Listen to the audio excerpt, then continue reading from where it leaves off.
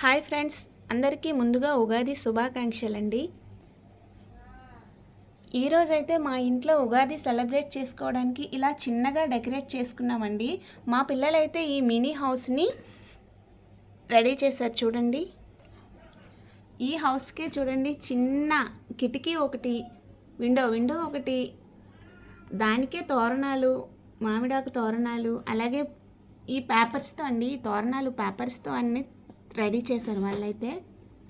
ఇగోండి, చిన్నగా ఎద్దుల బండిని కూడా రెడీ చేశారు మా పిల్లలైతే. ఇక్కడ చిన్నగా వాటర్ ఫాల్స్, అక్కడ చిన్న కుండను కూడా పెట్టడం జరిగింది.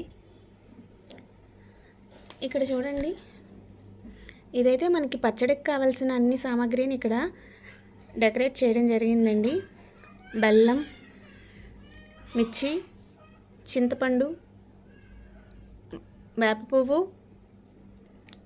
అండ్ ఉప్పు, మామిడికాయ.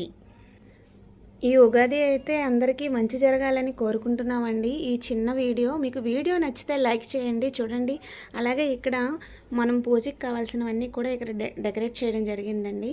మా పిల్లలు దీన్ని అయితే డెకరేట్ చేశారండి. నేను వచ్చేసరికి నాకు ఇది సర్ప్రైజ్గా వాళ్ళు డెకరేట్ చేయడం జరిగింది. నాకైతే చాలా బాగా నచ్చిందండి. నెక్స్ట్ వీడియోలో మేము మినీ కిచెన్ కూడా చేస్తున్నామండి.